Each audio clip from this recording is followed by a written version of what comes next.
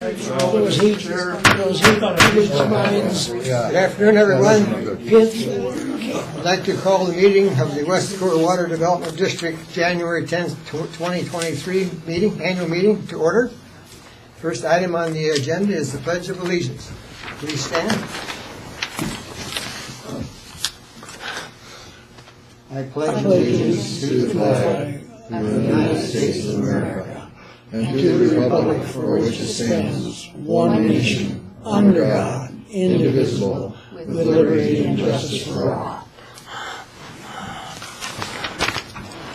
Next item is a roll call of the members.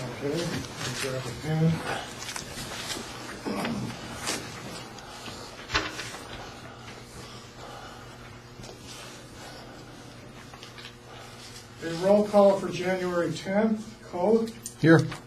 Bjerke. Here. Driscoll. Here. McGregor. Here. Ackerman. Here. Rowe. Here. Mack. Here. Fleming. Here. Carr. Here. Oh, Here. here. Sorry. Okay. We have a quorum. All present. Thank you. The next item is approval of the agenda for today's meeting. I'd like to add one item to the agenda. We have a 3DCD that's going to come due on February 15th that we need to renew, and we need to act on that as part of the agenda. Is there a motion for approval? So moved. Moved by Dan Driscoll, seconded. Is there a second? Seconded by Scott. Any discussion? Seeing none, all in favor of the motion indicate by saying aye. Aye. Opposed, same sign. Motion carried. Next item is swearing of our new elected directors. We have two.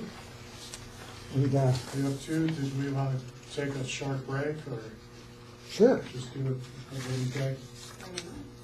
Yeah, we need to have them sworn in, and we do have a notary. So I'm not exactly sure how we go about that, but. No, I've done it before. Oh, okay. I'm going to pause the recording then. Okay. Okay, you good? Okay. Item number 5 is approval of the minutes from the October meetings.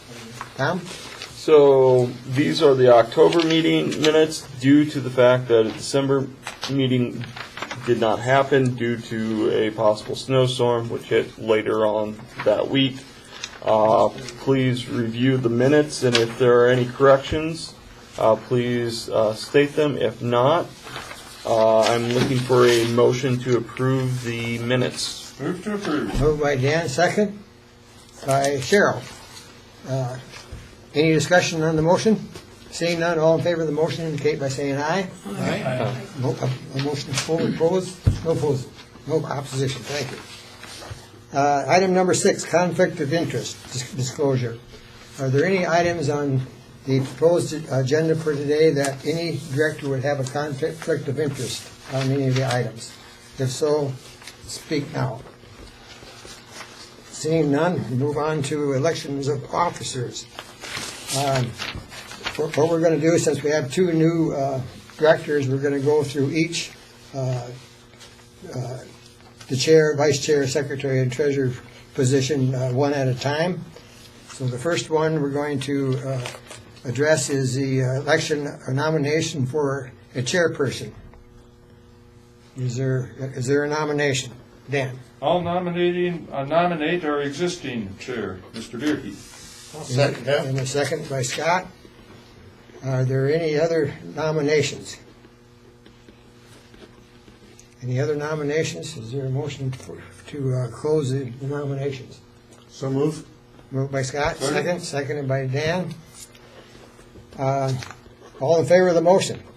Indicate by saying aye. Thank you very much. One more year. The second position is the vice chairperson position. Is there a nomination for the vice chairperson? I'll nominate Thomas Mack. Okay, Thomas Mack was nominated by Ron. Is there a second? I'll second. Seconded by Cheryl. Good, sure. Seconded by Cheryl. Is there any other nominations for vice chairperson? Seeing Move to none? close. Second. Okay, motion's been Nomination's been closed. So all in favor of the motion for Tom as our vice chairperson, indicate by saying aye. Aye. Opposed, same sign. Motion carries. The next position is the secretary's position. Are there any nominations for the secretary? Dan? I talked with Cheryl Rowe as to whether or not she would accept the nomination. I think she'd be very good for it, and she indicated she would at least consider accepting it, so I'll nominate her. Very good. Is there a second? Second. Seconded by Dennis. Are there any other nominations for the secretary position? Seeing none, all in favor of the motion for Cheryl to be the secretary, indicate by saying aye. Aye. Opposed, same sign. Motion carries. The position of treasurer. Is there a nomination for the position of treasurer? Cheryl, Ron, you're treasurer now, aren't you? Yes. you're nominating Ron. Okay, is there a second? Second. Seconded by who? Ackerman. By Robert. Are there any other nominations for the position of treasurer? Seeing none, well, all in favor of the nomination of Cheryl Rowe for the treasurer for the next year? Nope, Rose, secretary. I'm secretary, Ron. Oh. For treasurer. Scratch that. We just have a secretary treasurer. No, we're not going to do that. Ron's been doing a good job. So all in favor of the motion for Ron Colt to be the treasurer for next year, indicate by saying aye. Aye. Opposed, same sign.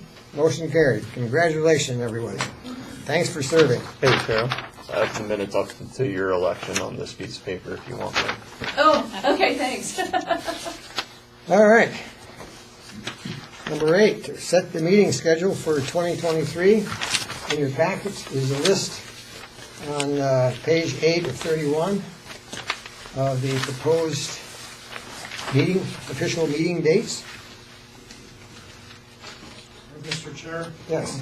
all I did was take what we did last year and change the date, so that's what you're looking at. We did have one additional meeting last year that was added in June, the staple, I forgot what we called it, the roundtable discussion meeting. That is not on here, but this is just, this is subject to change anyway. And we do have to let them know our schedule here. I got a little scared when I came in. She said, "Oh, do you have a meeting today?" And you didn't tell us. Oh. So, Do we need to have a motion to approve that, Dan, or can we just move forward? I think we do, I'll so move. Okay. Moved by Dan. Is there a second? Seconded by Craig? Seconded by Craig. Any discussion on the meeting agenda for 2023? Seeing none, all in favor of the motion indicate by saying aye. Aye. Opposed, same sign. Motion carries. Item number 9 is to designate the official newspapers for this year. And historically, we have used the Rapid City Journal, the Hill City Prevailer, and the Wall Current. Is there a motion to approve? Move to Moved by approve. Tom. Is there a second? Seconded by Craig. Discussion on the motion. Mr. Chairman, I'll move a substitute motion and we just approve the Hill City and wallpapers. Is there a second to the substitute motion? Seeing none, we're back to the initial motion of designating Rapid City Journal, Hill City Prevailer, and the Wall Current. All in favor of the motion indicate by saying aye. Aye. Opposed, same sign. Aye. One opposition. Scott. Motion carries. I didn't catch who made the motion. Second. I moved the motion, Carrick And Craig seconded. seconded. Then there was a substitute motion by McGregor for removing the Rapid City Journal. Did not get a second, and then we came back to the vote. Yep. Very good. On item number 10, Treasurer's Report. When we approved the agenda, we approved the additional item of renewing our 3-month CD, which expires on 2/15. I'd added that as item C under the Treasurer's Report. So Dan?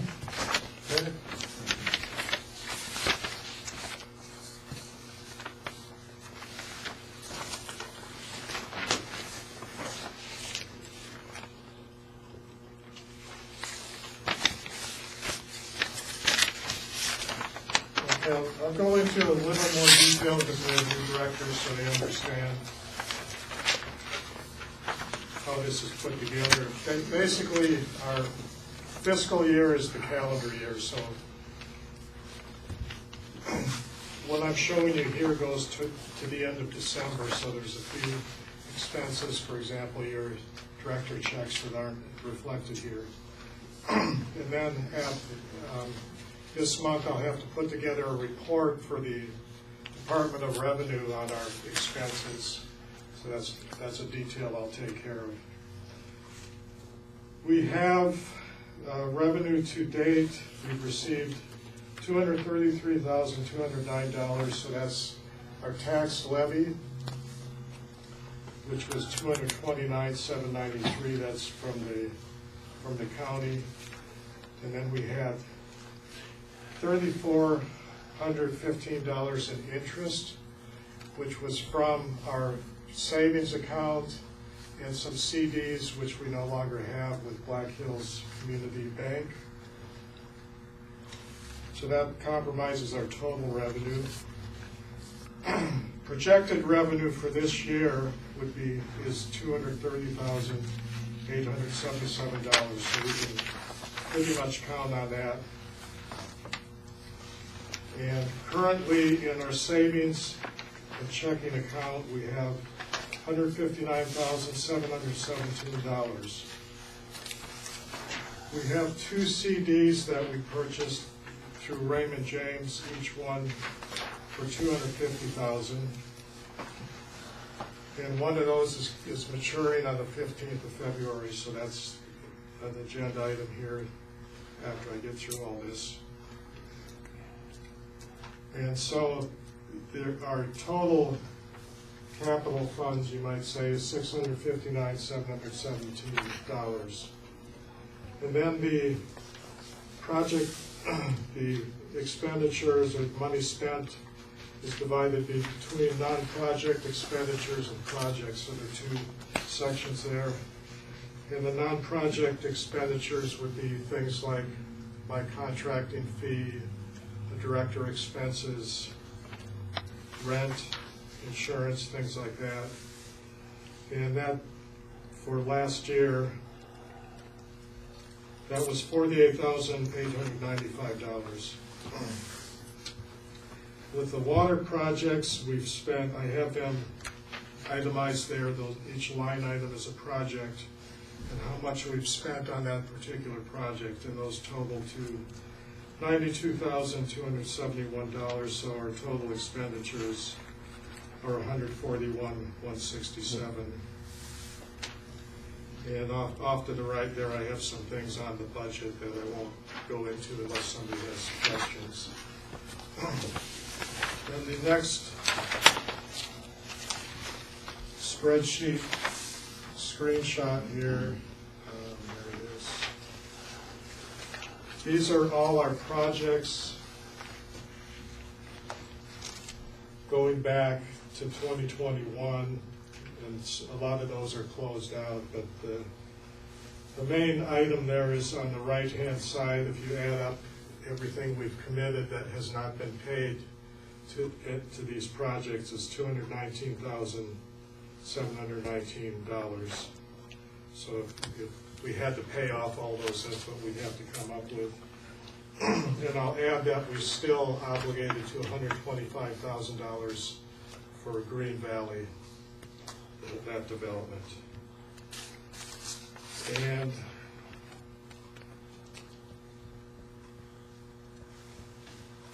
the CDs are for $250,000 each, so that's $500,000. And we don't get interest on those CDs like we did on our other CDs with the bank, so I have this off to the side here that the approximate interest we can expect on those, if we kept them for a full year, would be $2,969. But one's only for 6 months, one's for 3 months. So if we don't do anything when the CD matures, they take that money and they put it into a cash account. And then so in we can let it sit there if we want, or I don't know what the interest is on that account. So that's all I have, Mr. Chair, other than dealing with the maturing CD. Okay. Is there any questions on the treasurer's report? Just a comment. Yes. On page 11 of 31, where it shows our CD stuff, we bought both of these CDs in November, each one for $250,000 through Raymond James. And so one's a 90-day maturity and one was a 180-day maturity. So what shows in that, I guess the lower right-hand box, is actually, the 90-day interest if we were to get paid today for that 6-month CD. And over in the left-hand box where it actually probably should say 2466, that's going to be what the interest is that we would earn on the 90-day CD when it matures on February 15th, according to the numbers that the Raymond James folks provided us for a daily interest accrual rate. So that's a little bit more information there in terms of what's really going on. So, when we'll see basically, twice that amount when this 180-day CD matures in May. But we have one coming up due in February 15th, and we don't have a meeting between then and now. So I guess what we want to do is have the board give us direction on whether or not we should reinvest with another 6-month CD, so we'd have them rolling right now on 3 months maturity intervals. And the rate on the, I think Dan's got it there, the rate on the 6-monthers right now is 4.45%, which is a half of, 0.05% less than what we got back in November. But apparently, these rates are sort of stabilizing and maybe as good as we get, I guess, in terms of, a rate, an annualized rate of return. Mr. Chair. Any questions? Yeah, Mr. Coates stated, I said that wrong, that interest is to date, an estimate, not for a year. So we're actually, with this change in the way that we are investing our money and trying to be good stewards of it, it's doing pretty good with this different approach than just having it at the community banks, which have a little bit more of a restriction on the rates they pay. So it'd be my recommendation that we, I guess, at least for now, while these rates are fairly favorable, continue to reinvest, our CDs that we do reinvest, on a, this 6-month kind of a schedule, so we have them rolling over every 3 months and can react to interest rates. So I'd make that motion that we reinvest, when the one in February comes due. I think we'll go ahead and have a motion on the treasurer's report and then handle that separately. Oh, okay. So is there anything else, Dan? No, Okay, so is there a motion to approve the treasurer's report this evening? So moved. Moved by Dan, seconded by Dennis. Any discussion on the motion? Seeing none, all in favor of the motion indicate by saying aye. Aye. Opposed, same sign. Motion carries. So now we'll deal with the renewal of the 3-month CD. And Dan, you want to make a motion on that? I move that we reinvest on a 6-month basis at this time at 4.45% when our CD matures on the 15th of February. Okay, is there a second to the motion? Huh? Second. Seconded by Scott. Discussion on the motion. Seeing none, all in favor of the motion indicate by saying aye. Aye. Opposed, same sign. Motion carries. Thank you. could I get that motion again, reinvest in 6 months? Yes, Okay. when ours comes due on February 15th, or, when we want to renew it. Yep. So then we'll have them coming rolling in every 3 months for action. At least for now. Got that, Dan? Who seconded that? McGregor. McGregor. Yeah.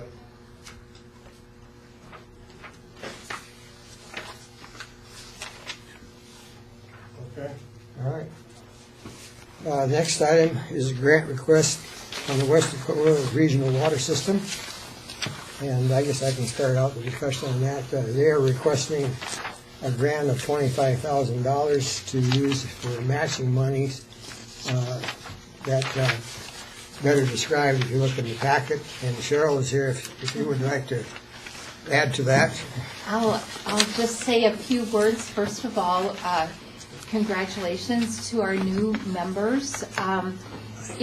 If at any point you would like a more in-depth briefing of this project, how it got started, the status of it, just if I could say, Dan, to let you know, and we'll schedule a time to have a briefing, an in-depth briefing on the project. And of course, any board members are welcome to join as well.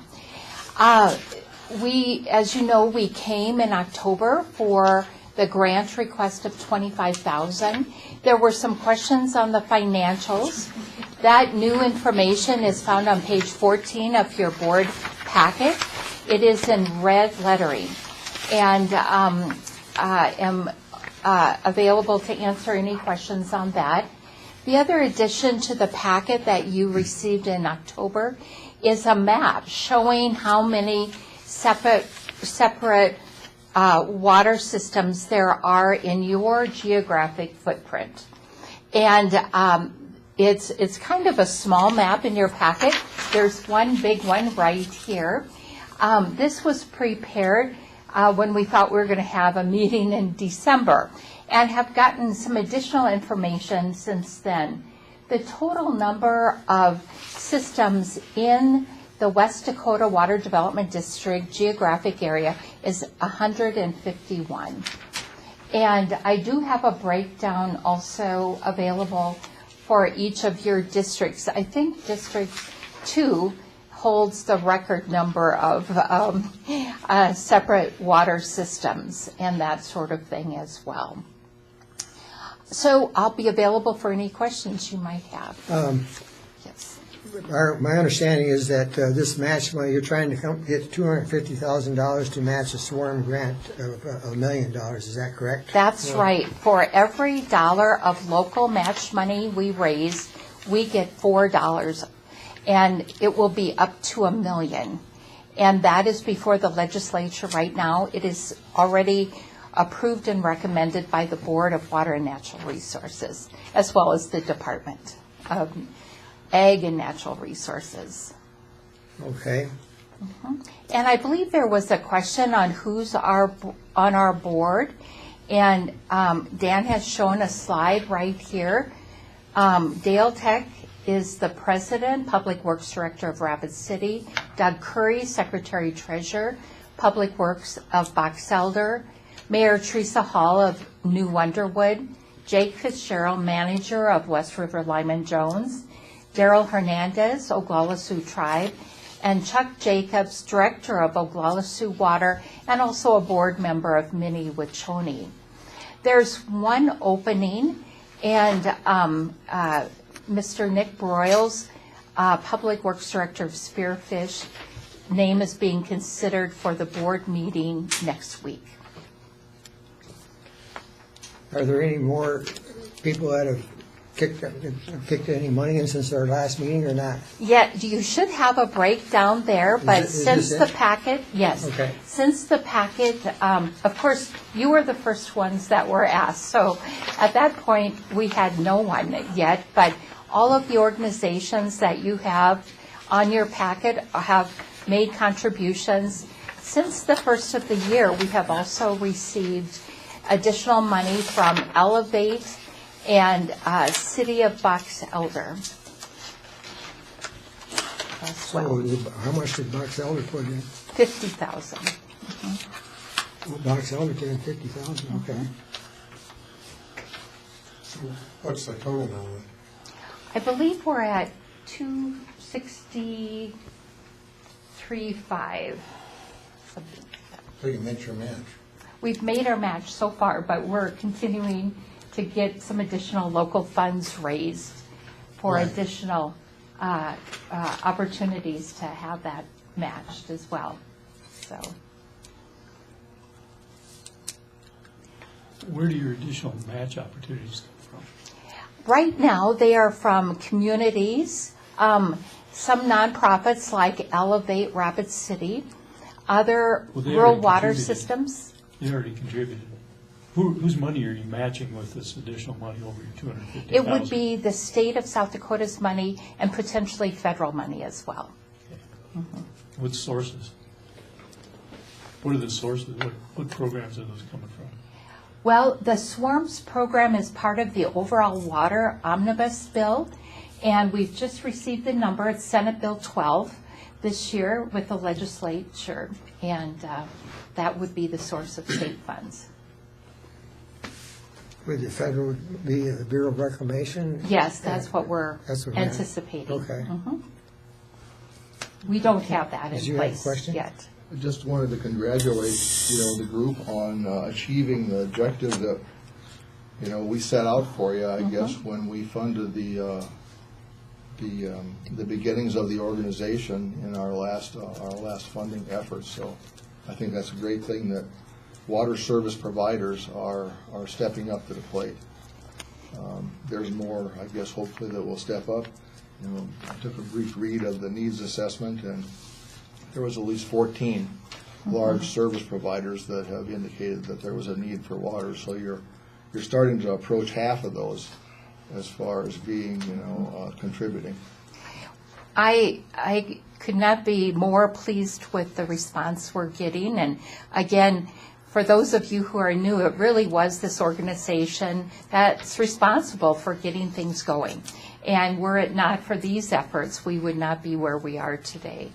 And I was thinking back, it was the early meeting of 2020, just 3 years ago, not quite, when things got off and rolling, to just go see if there's interest out there. And so.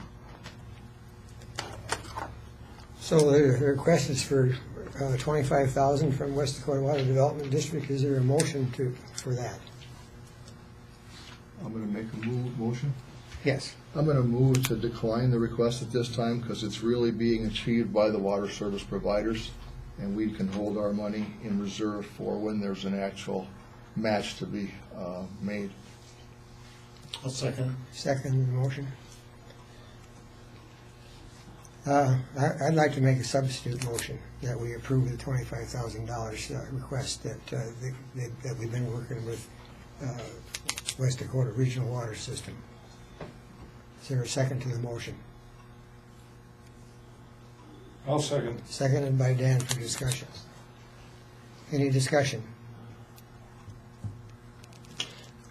Yeah, on that motion, I think we're just, if we approve it, we're just putting money up in the air for when they may come up with some project they need a match on.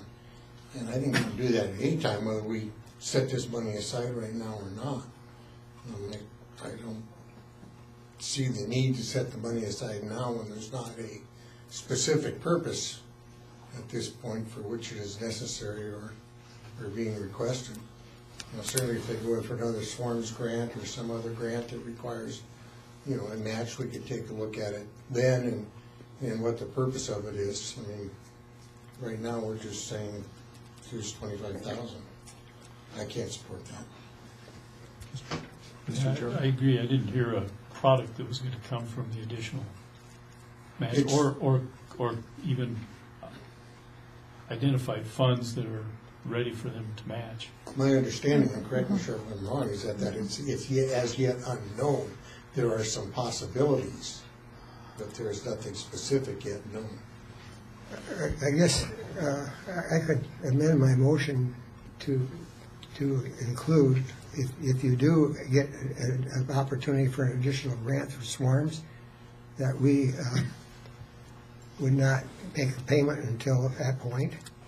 But at least you could say, okay, West Dakota is going to give us $25,000 if we get this money. Would that be acceptable? Well, we would appreciate approval of the grant today. I will say that we have a $13 million feasibility study in front of us. So far, we have $8 million from ARPA money, we're hoping to get another $1 million plus our local matches. So we're still short in terms of raising that money. And the nature of this work is always raising money. You can talk to all of the water systems in our state and regional state water systems, and there is a continuous need for money for studies, for design and construction. And so that's our goal, to make sure that we can have sufficient funds to continue the momentum of this project and not have to stop and try and raise additional funds because we don't have enough to continue. So. Yes. Just a comment on that is that I think that you are doing a good job of engaging the water service providers. If I'm looking at this map right, you've got 1, 2, 3, 4, 5 of them now that are engaged out of the 14 in the needs assessment that said they wanted water. So I think that's great, and I think that should be your continued effort to engage those folks who really do have clients. If I might add, there's over 151 water users in the geographic area of West Dakota Water Development District. Frankly, we're not asking any of them for local funds because we know all of them run on a pretty tight budget. And so kind of look to an organization such as this to help step in to help support those systems who don't have a large budget or a large governmental entity behind them to do the work of their water delivery. I kind of look at it that way too. I mean, West Dakota, if people don't know, West Dakota has a 10,000 acre foot future use permit for the Missouri River water, which started this whole process back in 2020, as you mentioned. And it's not, personally, we need to be able to keep our interest in that project because of people like that, these smaller water users, and even like our larger cities like Box Elder and New Underwood and so on, Keystone maybe, Hill City, who knows. So I guess I'm still a little bit trying to understand where this money would go immediately if we do approve this $25,000. The feasibility study is underway, and that's where our funds go right now. Are you short right now then for funds for that? We're ahead of the game today, but as I said, it's continuous effort to make sure we stay ahead of the required funding to keep the project going. And we don't, frankly, want to come to you in an emergency situation and ask for funding, so we're planning ahead. Okay. Mr. Chairman, it's my understanding we've already put in, what, 150,000? Yeah, from what we initially started with. Offered, and then that was just straight out grant money, no match, no nothing, it's just. Right, yeah. But we did, this organization, we got new board members, but the original board was the one that decided to move forward with this. And quite honestly, every 7 years, we have to renew our future use permit with the Department of Ag and Natural Resources. And so at that time, we were, as a board, we were thinking, are they ever going to come back? Because we're not using the water. And is there a point at some point they're going to say, well, you either, kick the bucket or, you're not going to have your water permit anymore. And that was the discussion at the time. And so that's the reason that we moved forward, with the School of Mines study and then Banner Associates study, forming this nonprofit organization that has really got moving right along. And you've been able to get $8 million plus already. So this is going to be up to $1 billion by the time the thing goes, and so it's going to take a lot of money. So I guess I'm still in favor of I'm going to be voting for this too. So under the substitute motion, that money would be agreed to be paid out by us. Yes. The water group. Yes. I always get your name confused with ours, Cheryl. You're not the first. Western Dakota Regional Water System.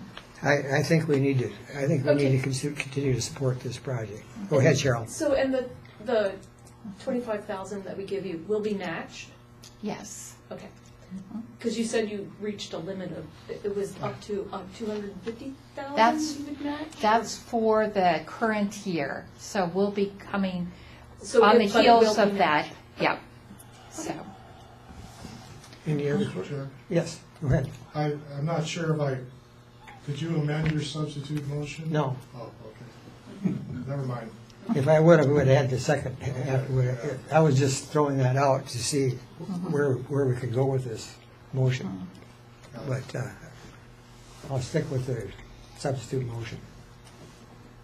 Any other, go ahead. Great question. When is your next opportunity for match money through the state? I don't know if they're running on calendar year or fiscal year. the state runs on a July 1st to June 30th timeframe. So July being your next opportunity to apply for. And usually it's about a 9-month advance to start talking and getting that underway, so. I will say that,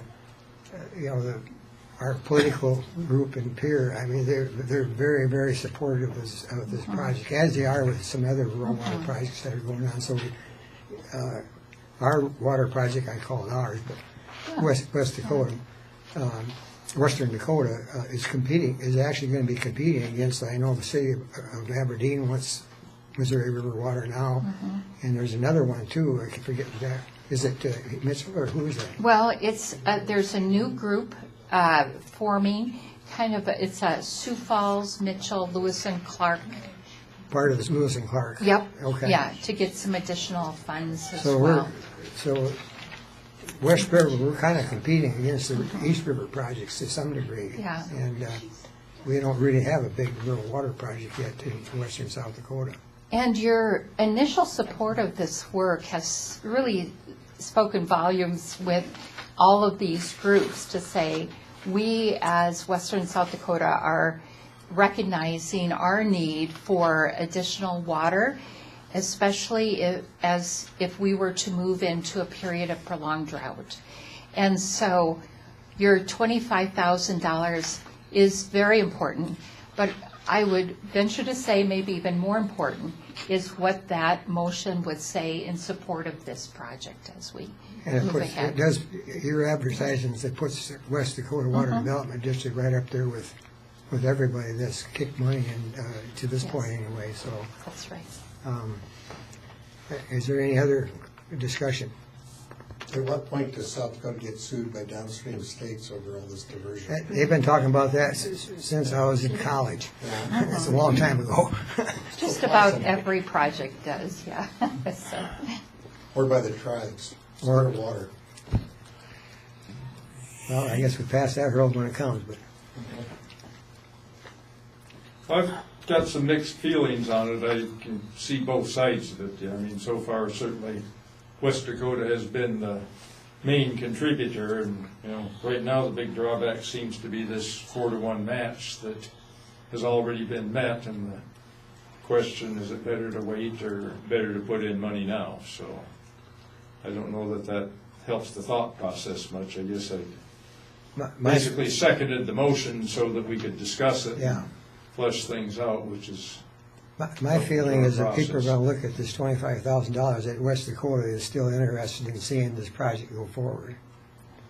Even in $25,000 doesn't really go very far, but I understand that, but at least it shows, especially our people in our district, in Pennington County, that, we're interested in seeing this develop down the road. It's not going to happen overnight, we understand that, but. Ron? As you know, I think it needs to be funded by the water service providers, but if we are gonna look at something that is focused, more on, this region, this immediate region where we have a footprint. We talked about this some time ago, the new directors weren't involved, but there's a need to examine what we can do out here in terms of developing or managing our water supplies in a more efficient manner. And I'd be more interested in supporting something like that to re-examine how we can do a better job of what we have out here.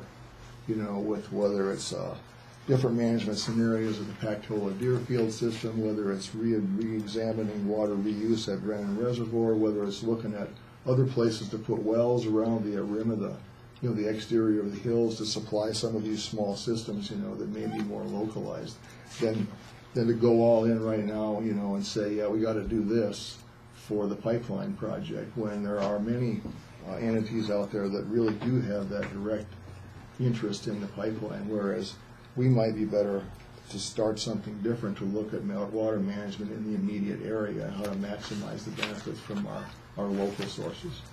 Oh, I totally agree. But we do have monies available to do that. Besides this $25,000 that we're discussing here this afternoon. You know, you saw the treasurer's report. We got money sitting there waiting for people to come to us for help. And I think that's kind of our main goal as a water district, is to look at everything. And you know, having been the public works director of Rapid City and working directly for this well program for Rapid City down, you know, back in the early '90s, I mean, I'm much agreeable with what you're saying. But anyway, that's my thought.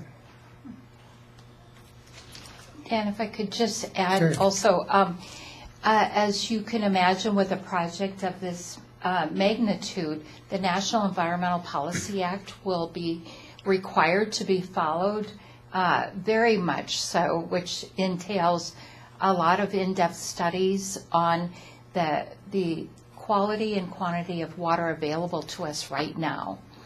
And part of that work is to come up with a range of alternatives, ranging from doing nothing and what the impacts would be of doing nothing, and then looking at other alternatives, which will look at other sources of water as well as the Missouri River.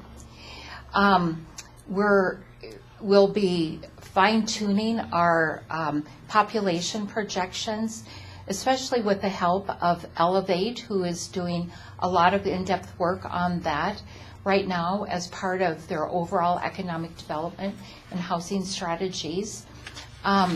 You may have seen just this past week that the growth between 2010 and 2020 was 15%. And it is being projected from 2020 to 2030 at 18.9% in this area. And so while we keep our eye on drought, there is growth also that is competing for that water. And so part of our project will be, and part of the studies will be, to do an in-depth NEPA analysis to look at all alternatives. And so other sources of water will be considered as well and compared to the overall selected project. Okay, thank you for that. Is there any other Chairman, I discussion? move the question. It's been moved for. That means there's no more discussion. So the motion on the floor is to approve the $25,000. You need to vote on call the question. No, you don't. No? I don't think so. Yes, you do. You do? You do. All right. Takes a two-thirds vote. If it gets a second. Is there a second? If not, we can just keep talking. I don't see a second. I'll second. Okay, there's a second. Now, okay, discussion on the motion, I guess. Is there a discussion or not? I thought when it was called the question, there was no discussion. It's not debatable. Not debate. Okay, so we're ready. Well, we'll vote on calling the question then. All in favor of calling the question indicate by saying aye. Aye. Opposed, same sign. Nay? I'll go for nay too. So that motion carries. So So now we vote. now we your vote motion. on the substitute motion for funding $25,000 to the Western Dakota Regional Water System. All in favor of the motion indicate by saying aye. Aye. Pose same sign. Aye. Aye. Roll call, please.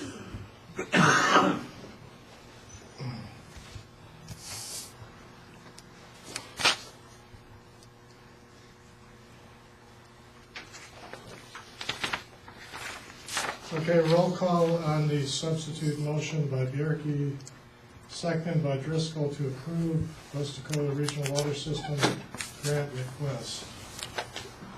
Cole, No. Bjerke, Aye. Driscoll, Aye. McGregor, No. Ackerman, Aye. Rowe, Aye. Mack, Aye. Fleming, Aye. Care. Aye. The motion carries. Okay, very good, thank you, and thank you you for very coming, much. Cheryl, thanks for all the discussion, board members, appreciate it. Next item is a grant request from the town of Keystone for $21,326.36. You should have, hopefully in the packet, had a chance to review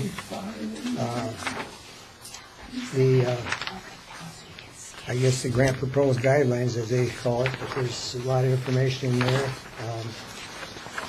Also, there was some additional information that was sent out by email here recently regarding some of the conversation the town of Keystone had with the regulators on what you can do as Grizzly. We're looking at a request for being in Grizzly Creek right in the town of Keystone for removal of sediment underneath the Winter Street Bridge. Did everybody get that email? Or? Okay. I didn't see the- You guys, I sent that email just to you, Dan. Oh, okay. Dan Manaloff. Right. Now, if anybody needs any additional packets, I do have some of those emails copied if you'd like to read those. Well, maybe you would just like to talk about what the email was, just basically looking at the regulatory side of what you can do in the stream. Because I know that was a concern. Yes, so, I'd like to introduce you, this is Matt Fullilove. He Hey, is Cheryl? one of our, Cheryl, would you put that mic over there so, I'm used to teacher voice. yeah, I used to be a teacher. would you identify yourself and then go ahead and introduce? Okay. This is Matt Fullilove, and he is a town trustee on the town of Keystone. And I'm also on the town of Keystone as a trustee, and I've been there about 16 years. So Matt has been there, how many years? 2.5 years. And Matt is very talented. He works for Alexander Drilling, so basically he works on the water side. He was also a participant in going to Pier when we applied for the ARPA funds that were available for infrastructure. And he was really convincing to them, which we got the full ones, to do additional drilling within Keystone because we're in a drought area. And we have many different concerns, and I've tried to voice that in the grant when I wrote that, and Dan have been so good. I want to thank you for, I had to go down, my son had a baby, and I was in Florida, so they called me when I was down there, so it's like I was on 2 different realms, but they were wonderful to ask the questions that were necessary. And so I really submitted 2 grants. The first grant was as I saw things as we started, and again, in December, we didn't have meetings, so you learn more stuff as you contact those other people, just like she said. So I felt the need that we needed to submit a second part of the grant because one of the concerns was that it didn't meet maybe possible the full mission statement. So as we actually put this together, and I did put it together in writing, it does address your mission statements. And I can't emphasize enough, especially, and I know the older people who have been on this board know that we said this before, but we're a very unusual community. We dropped, we had 327 people, we now have 240. And we dropped due to, we are a resort community. We only survive on sales tax funds. We do not get property tax. And so when we have a bad year, we suffer. 2021, it was excellent. This year was terrible. And so our funds go up and down.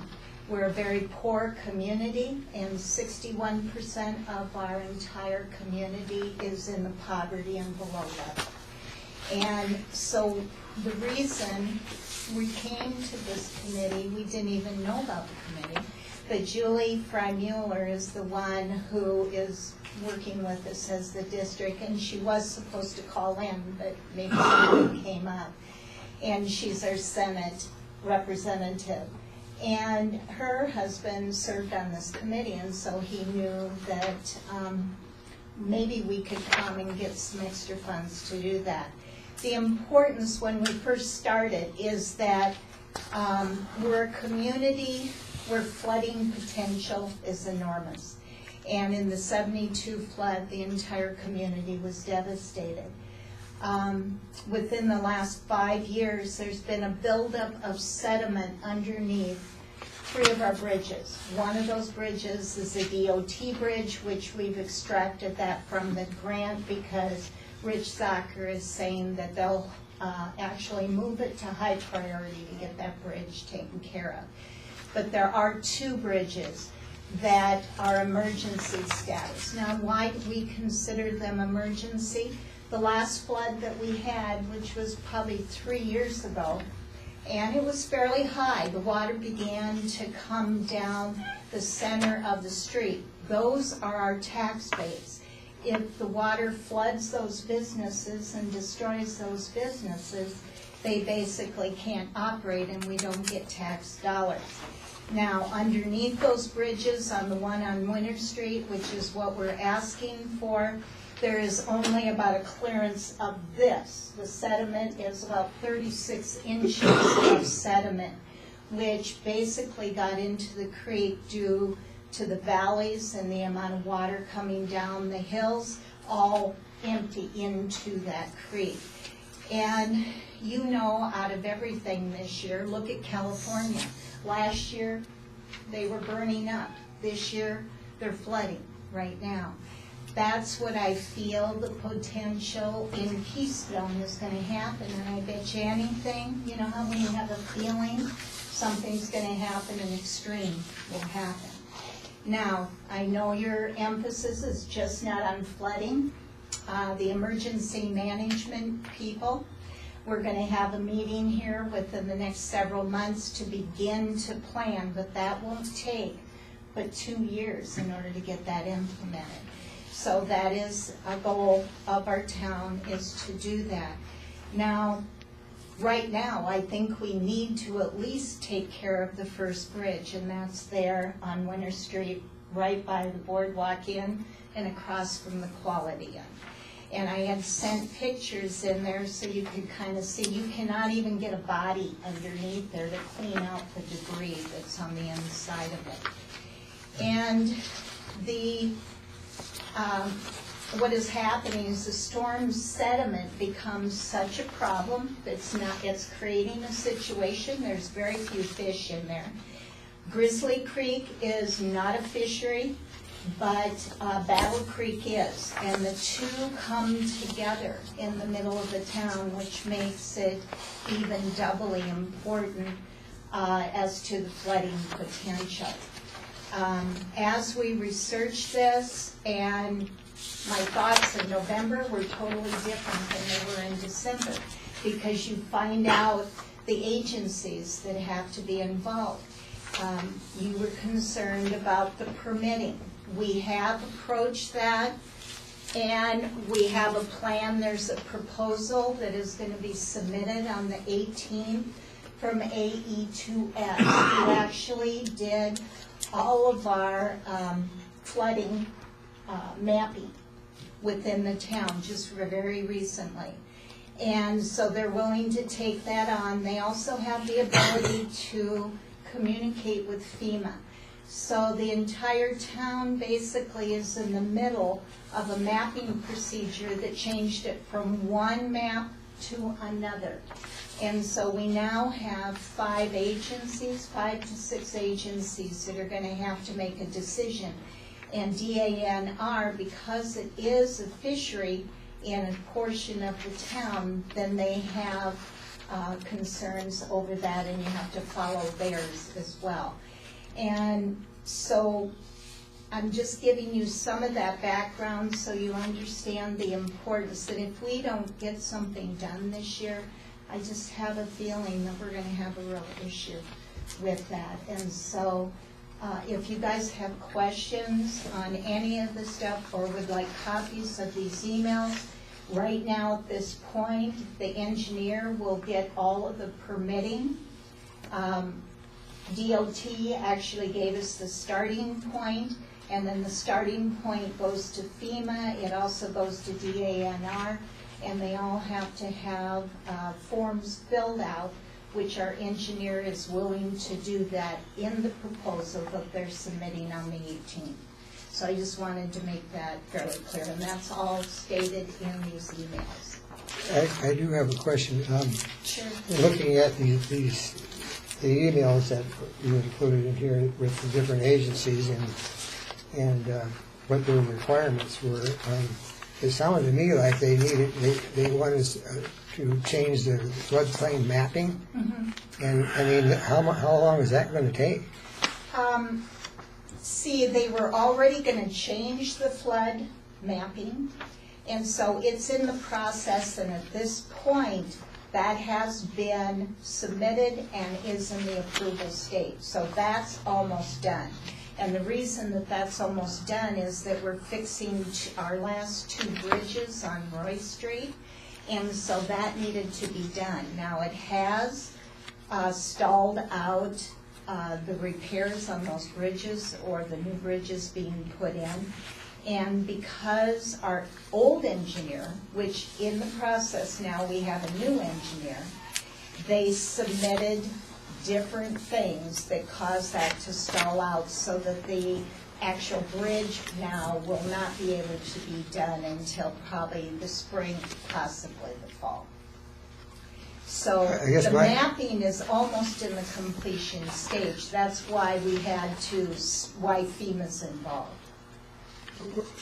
I guess generally in a project like that, there would be a set of drawings and specifications that the city would bid out. And I guess my question is are these dollar amounts that you're showing here even current? The last one isn't, and that is basically where I have the engineer and her proposal that she's submitting on the 18th will have current status, current bid amounts from all of the permitting agencies. So she's putting that in that permit format and that proposal. So because we don't have that right now, that's something we will have to get to you as soon as we receive that information on the 18th, and that is in a proposal form. So for our meeting here tonight, we don't have that. Yeah. We're vacant that. And I would, I know it'll happen, I just don't know. You know, when you have agencies in there and they're talking, you know how that goes. They're not as quick as you think it would be. But maybe you could approve it with the approval of those permits. I don't know. I think there's a question mark, at least in my mind. The other thing is, I think this, as far as our mission statement, I mean, this seems more like a flood control project than a water quality project. I mean, I know you're going to do some bank stabilization and some landscaping that would keep silt and so forth from going into the stream, but this is just my thought. Have you visited with the Black Hills Council of Local Governments at all? No, that was another one that we probably need to, depending on what you're talking about here. I We think can go to them. that they would probably be a better organization to go to than us. Okay, And I don't know what the other board members, chime in any time, but I think it's borderline, this project is borderline for really what we do. Ron? Yeah, I'm reading this stuff and I'm understanding your concern, but I do think that it's kind of more of a flood control project. And right now, we don't understand, I mean, it's really not in our wheelhouse, so to speak. There's just some tangential things about what might happen with some bank stabilization, but the main focus is this, removal of material in the stream. And so my thoughts would be to really work closely with folks that can give you some in-kind support, like the DOT, the regional DOT people, and looking at which they are on the Holy Terror. Local government assistance program from DOT in particular. They'll help you understand what benefit you can expect to receive from taking some material out of the stream, because once you get to a certain elevation of water that's flowing down there, that's just going to be like a little pond, and it's going to be flowing all over the place. It may or may not have a significant impact on the flooding that occurs on that street. So I would encourage you to quantify how much benefit you're going to get before you spend money on a project. Well, it's pretty obvious on the last flood that all the water didn't go down the creek. No, it breached the bridge. It breached the bridge, totally. And it's a new bridge. So that's where our concerns are. And That's Grizzly Creek? Grizzly Creek, yeah. Coming down from Mount Rushmore, that area. Yeah, as she said, Grizzly Creek runs into Battle Creek right just kind of In downtown. east of that intersection down there where the first stoplight. Underneath the road? Pardon me? Is the confluence underneath the roadway? Yeah, and it comes down Old Hill City Road, that's Yeah. Grizzly, and then, Battle Creek, and then Grizzly comes from the Mount Rushmore area, and then they merge together. And How often is that area flooded? Every 3 to 5 years. yeah, And we just spend on it every 3 to 5 years. Last one was in 2019, where we had to evacuate half the town. yeah, half the town Grizzly, had to be big deal. evacuated. And so, yes, we can do that, and I can talk to Black Hills Council. We do have a relationship. They actually worked with the engineer in submitting this recent infrastructure grant, so we can. Well, they do have pots of money that they can access too for projects like this. Okay. They've been around for a long time, and then that's kind of what they do is work with communities that need help like yours. Sure. I'm just concerned that if we wait with FEMA, 2 years is a long time. And I don't know what their relationships and their pots of money are going to happen, but we're just trying to meet the process. And I understand that it may not fully meet your mission statements, but I thought I addressed that in some of the questions that were in there. Dan? Well, I've heard the concern that it's more flood related than, as far as our mission. I personally can see it within managing water, so I can get across that hurdle, but my biggest personal concern is right now West Dakota would be the only entity really contributing, and I really think that it would be better served if there were other partners. I could see West Dakota contributing amongst multiple partners, but being the only contributor is probably my biggest thing. Yeah, we did help. You had a problem with their SCADA system Yeah. a few years ago, and we funded that And that for you. was really nice. But that's a water, Thank you. that's drinking water. More in line with what we do. Yeah. Well, and we're drilling, but now this well is not gonna be up until about a year after About a we get year, it. and it went way deeper than we thought we would have to go. Yeah, Didn't produce much. you're at 925, So we're probably 1,000 a day. 1,000 a day. Scott? I'm just telling, like, sure, Dan's concerned that we're the only ones apparently being requested to put up the money to put this out, other than the $2,000 of administrative costs from the city. I'd like to see more of a contribution from the city and the business owners who apparently are willing to complain but not do anything more than that about this Well, problem. and the city, even though it's in there, that proposal, I have a feeling that the engineer that's gonna submit the actual proposal is gonna be very equal to what you guys would be putting in.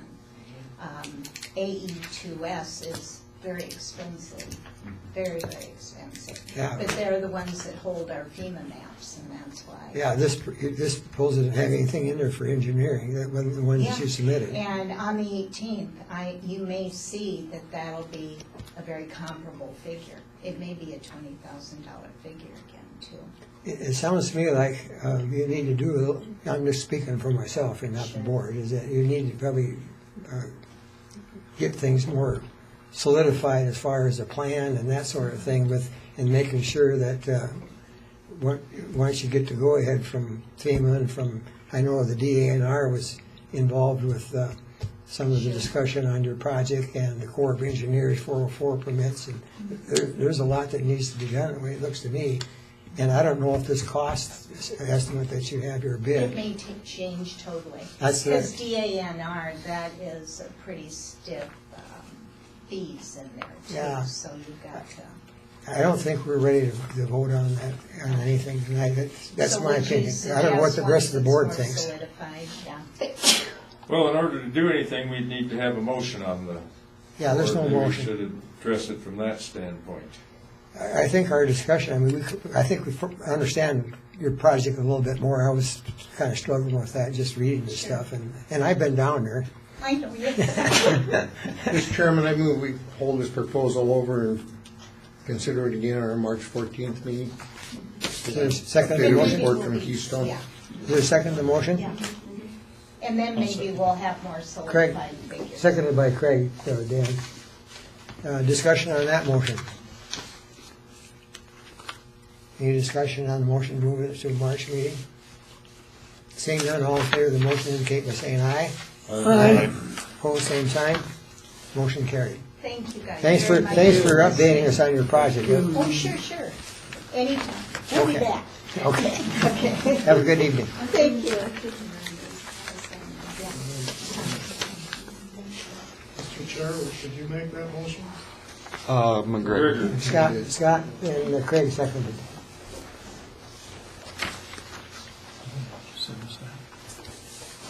I've got it on my computer. Okay. Thanks, guys, very much. Thank for you. listening. One of the things we should do, this email that we got today, Dan, did you get this? Yeah, Could you send that out too? I'll do that. I wasn't sure if I should or not, so. Yeah, I think everybody would be interested in reading some of the things that they're going through as far as getting the right permits and environmental stuff and all that. There's a lot of work to be done, I think, yet, before they're going to be able to do anything down there. Okay, well, thanks everybody for your discussion on that item. That moves us to item number 13, funding request from the DANR for the 2023 sampling season for the rotating basin project. And this is the second vote on that, and the amount is for $26,500. And you're taking over for Linda. I'm taking over for Linda. So Although she can say anything she wants to. Yes, that's public. So we had the first vote in October of 2022 for 26.5. There was additional laboratory costs that moved it from the 22,000 mark from the previous year to the 26.5. From there, because it went over 25,000, it is a 2-vote item. I do see people from DANR that are implementing the project. Do you have any questions, comments, concerns that you would like to address the board? No questions, just the only comment would be thanks for the results of the first vote. Last summer went very, very well, and we look forward to collecting more information on the water resources of the Blackfield again. Does anybody from the board have questions for DAANR since the previous meeting? I would like to put a motion to approve the second vote of $26,500 for the rotating basins water sampling as approved in the October 11th meeting. Very good. Is there a second to the motion? Seconded by Cheryl. Discussion on the motion for the second vote. I'll just restate my position for the benefit of the new board members is I don't think we should be funding state activities. If it's good enough, they ought to be able to fund it. I don't think that the legislature envisioned setting up these districts as a funding assistance source for state activities. So I'm going to vote against this. Any other discussion? Seeing none, all in favor of the motion indicate by saying aye. Aye. Opposed, same sign. Aye. One no from Scott. Thank you very much. Thank you. Looking forward for another season. Yep.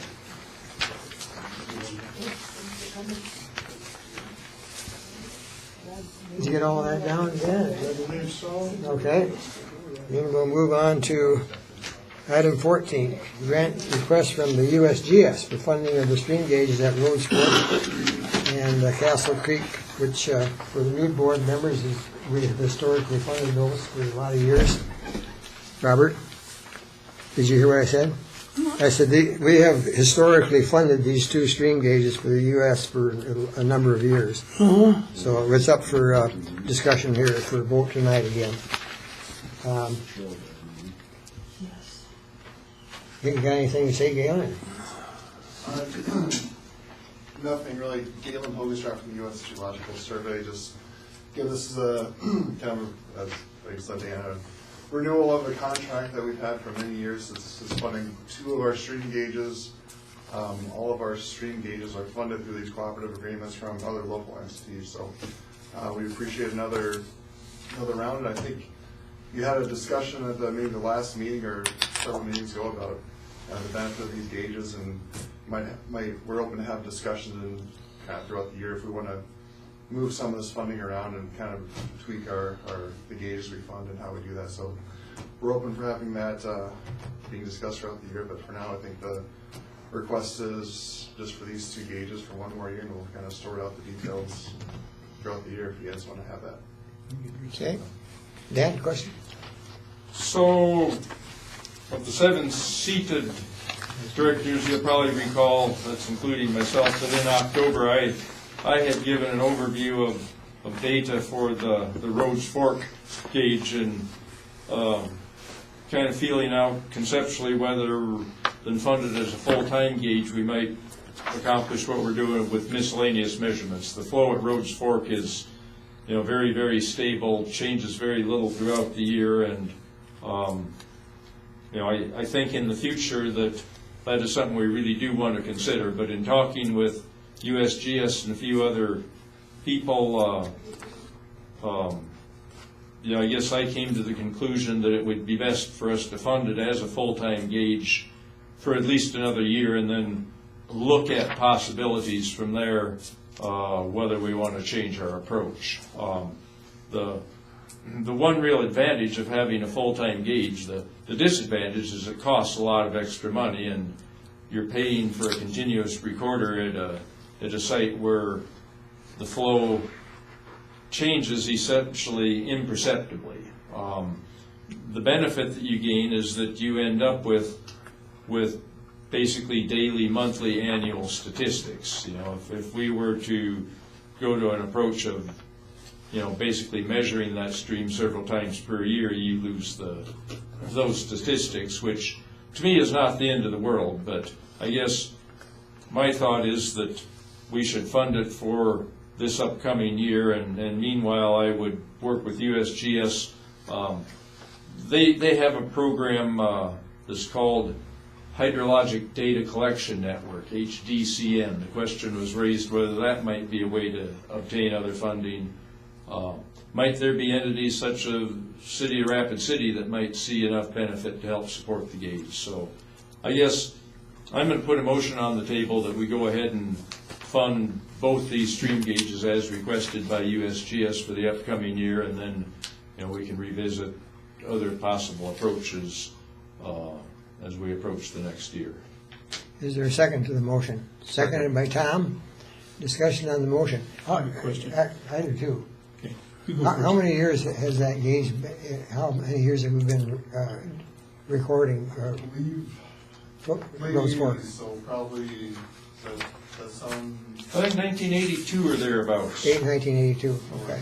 I mean, that was, as we were kind of talking about this with Dan and exploring those possibilities, that was one of my main concern is I hate losing a long-term gauge. There's just so much you learn with a long-term stream flow record as far as, you look at flood frequency estimates and you look at long-term trends. That you lose those long-term gauges, you kind of lose a very valuable piece of information. Yeah.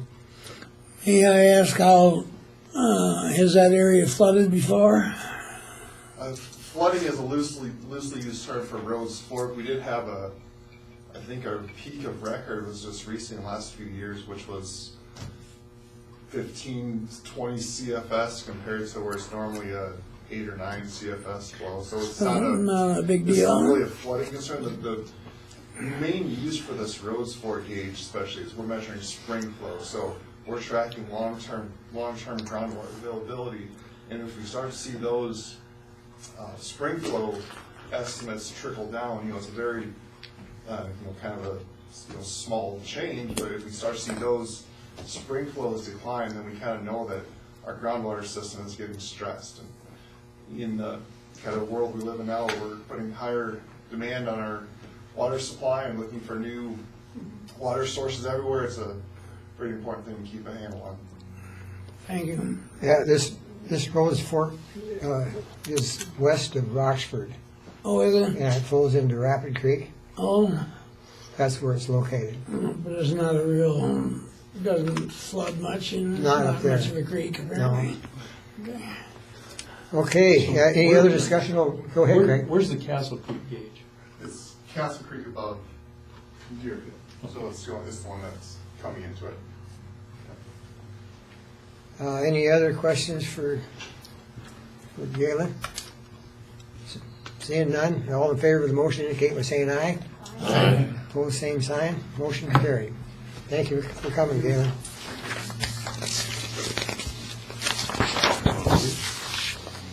Well, Ron's still here. That's good.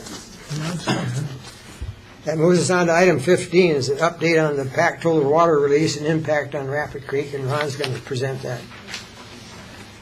Well, I won't go into a long, detailed discussion of it since our meeting is going right along, and maybe most people have been paying attention to the things that have been, either on TV or in various kinds of media. But the short answer is that in the very end of November, for about 9 days, the releases from Pack Toller Reservoir were put into the bypass pipe, which is a pipe that was originally designed to carry about 16 CFS when the lake is full cool. So with the lake being down a number of feet right now, I forget how many, whatever it was that day. 12. 6, 8, 12, okay. It only was carrying 11.7 CFS. Yeah. And so that 11.7 CFS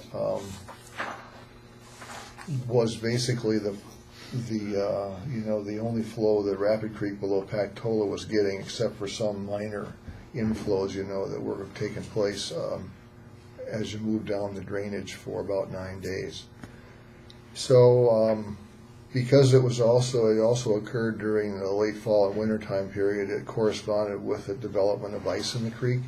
So some of that water that was being released actually went into either anchor ice or shelf ice, and it dewatered a considerable amount of the wetted perimeter of the creek that was, underwater when the flow was about 37 CFS.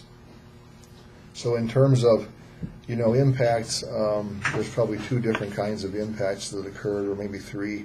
The biggest, probably the more difficult one to quantify, is that because the trout spawn in either the fall run rainbow trout or the brown trout spawn in the fall, those shallow areas that were used as spawning beds were probably mostly dewatered in a large portion of the creek, which means that 1 year class of fish may be significantly impacted. Probably also some adult mortality because of the lack of places for the adults to congregate in terms of deeper water that weren't affected by anchor ice. Some of the other impacts were that the Sanders Gallery up there that depends on water for supply on the Hysiga system, they got kind of stressed, and they went through quite a bit of water filtration effort that wasn't necessarily in their game plan with a constant flow. And then residents along the creek, and Cheryl may be able to testify to this, as the water supercools and we have big icing developments, the buildup of both anchor ice and shelf ice, are exacerbated in those kinds of conditions. So when the water gets turned back on again, there's probably near bank and immediate floodplain flooding that occurs, when you have these fluctuations of flows, particularly during late fall, winter period when there is potential for icing to take place. So that's kind of the short answer. The forensic evaluation of exactly how it happened is still sort of ongoing, but it seems to me personally that it's kind of a comedy of errors. The Bureau conducted a real late fall inspection of Pactola versus a much earlier inspection at the cessation of irrigation season, and they determined that they had to do some maintenance.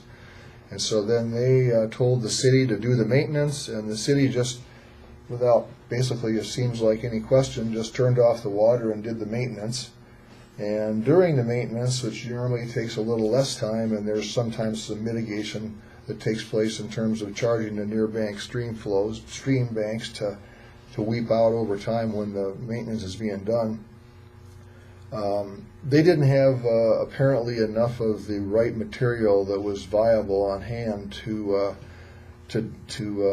seal over the concrete that was being eroded from the cavitation damage that had taken place since the last maintenance in 2008. So it was sort of a little bit of a disaster in terms of communication, and it's probably a yet to be determined significance on how much damage had occurred to the natural resources. And maybe the Creekside residents are still going to have to wait until spring to see just what really got torn up in terms of the impacts of ice-generated erosion on the banks. And the gallery up there, I guess they know what they had happen in terms of extra costs. So the short answer is the damage is done. It was a bad development, and I think most people are trying to focus on just exactly what can be done in the future in terms of how the Bureau operates, how things get communicated, when things get done, so it doesn't happen again. And I think that's going to be the ongoing focus of the effort, and I'm going to hope that the board here will get engaged in that as we go forward once we figure out exactly what really needs to maybe be a modified type of operations and some more criteria on how maintenance is scheduled and done so that we don't have another one of these occur. We contracted with the School of Mines, most of you are familiar with that operation. They looked at the operation and how it could be better, I guess, and that's available. I know the Bureau's got it, the city's got it too, but it could have been avoided. It was scary low. I've never seen it. We've never seen it that low. Well, I mean, you could walk across. I went up by your place and took a bunch. It wasn't. I didn't see any water flowing. It was below a CFS at the Dark Canyon gauge. Yeah, there was hardly any water in the creek at your place. Yeah. So why did all those low water flows kill the geese at Canyon Lake? That's another thing. Did they only gets so much. check them for the avian flu? The geese? The geese? The geese have avian flu. That's why they're picking them up. Yeah. There were 20 more out there today. Dead. Oh, was there? Yeah. The guy from the city was picking them up. Our parks guy. He had 20 of them today. Dan? Ron, could the repairs have been done in the spring after eggs had hatched? Are there options like that, or You know, there's a lot of different scenarios, and I failed to do it because I got sidetracked, but I was still working for the Game and Fish in '08 when they did the last repairs, and I think we did them in early fall, right after the cessation of irrigation season. And what we had them do, and the gauge record will show it, is we had them release a bunch of water before they turned it off. So we charged the banks, and we got the flows going in the creek, and then it was a very finite period of time when the gates were shut and it was going through the bypass pipe. So none of that happened. So they just turned it off. Now, there's probably a window. Respawn also, I mean, that matters. That would have been early, probably some spawn, but not like after almost all the spawn has taken place at the end of November. So pretty poor timing in terms of a decision to turn off the creek from the natural resource perspective. And we don't know, I guess, really exactly what the extent of the erosion damage was and what triggers them to say, oh, we have to do it right now. It's an ongoing process that's developed from cavitation that pulls that concrete apart. But that's something that I think that we need to be advocates for going forward and say, okay, let's get this fixed. And whatever that means, whether it's remodeling the outlet, whether it's re-engineering the pipe, along with how they do maintenance and how they coordinate maintenance so that it isn't during the worst possible time of the year for all parties concerned, including the natural resources. We're changing out the valves. Those valves are 60 to 70 years old. The original valves up there, and there's two valves in parallel. Yeah, that's why I say re-engineer, whatever that means. Yeah, and they did that when I worked for the city. They did that at Deerfield. They had the same situation up there. And one of our newest board members and I were standing on the bank. You're talking about this guy? At Deerfield, looking over the new jet flow valves and going, hey, this is a cool thing.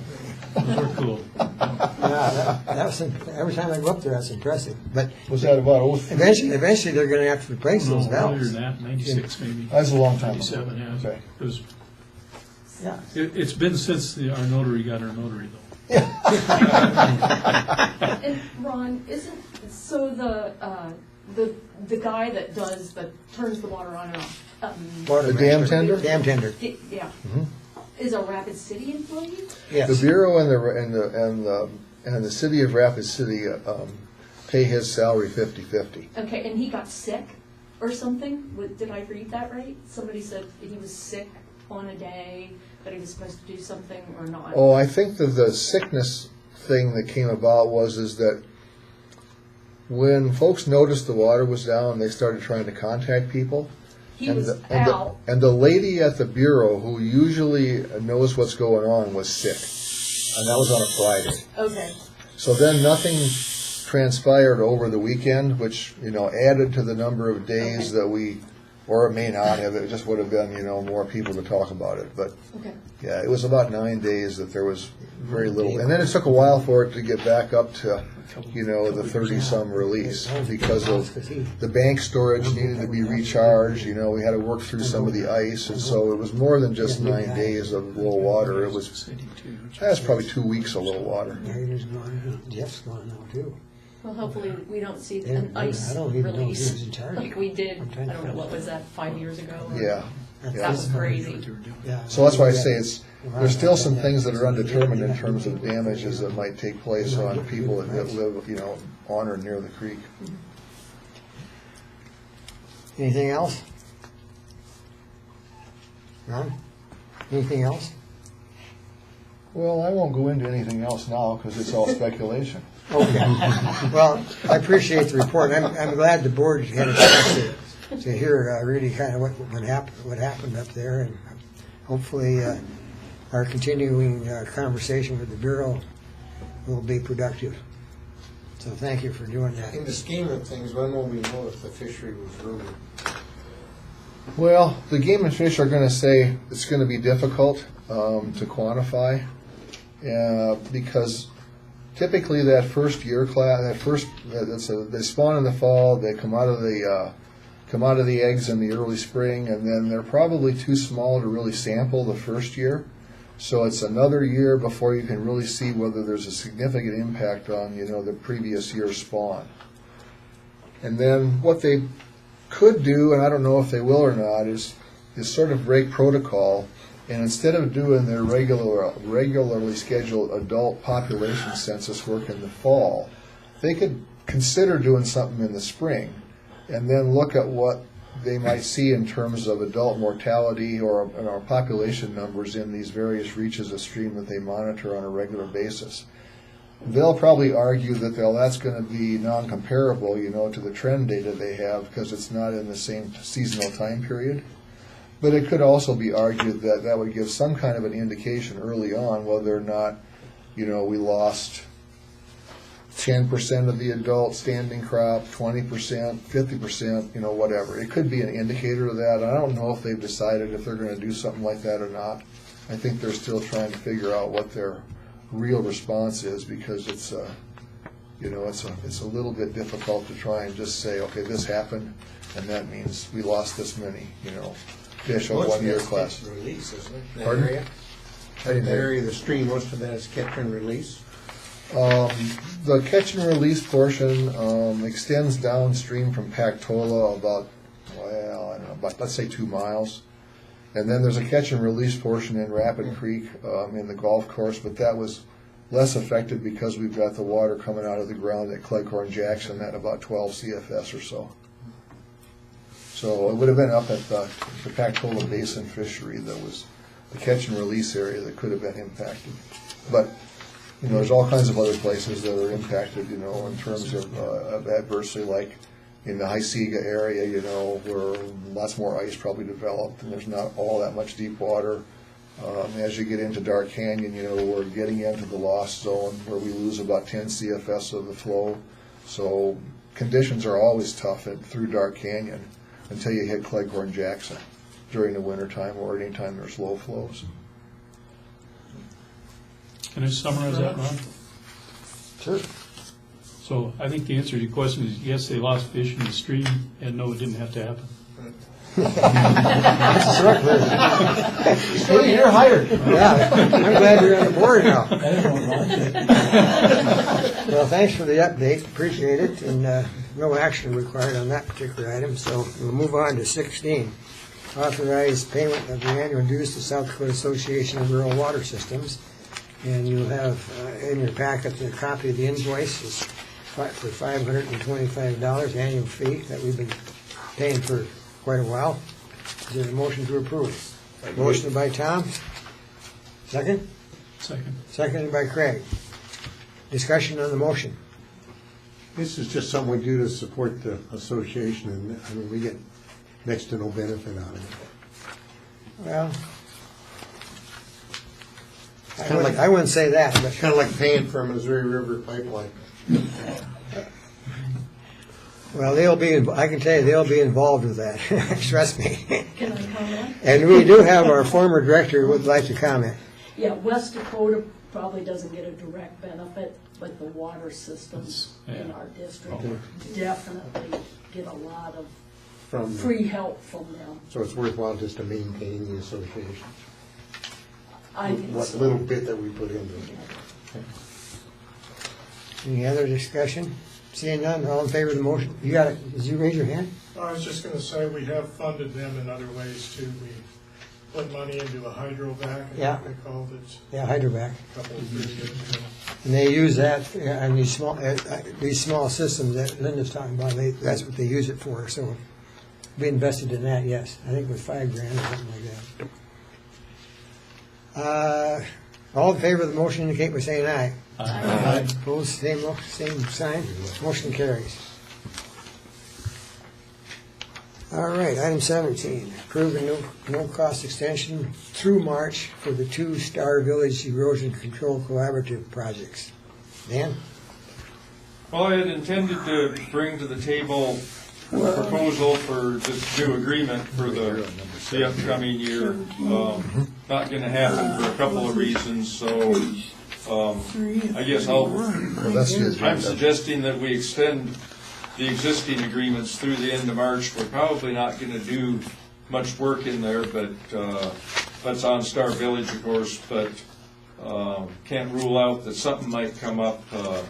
We've got plenty of unspent funds, so funding's not an issue. So both of the participating entities, the City Parks Department and then the Zadig Property Management, that's the other property owner in there, are agreeable with doing an extension. So I'll make an motion just to extend our current agreement, which went through the end of December, through the end of March for the projects with both Zadig and the City Parks Department.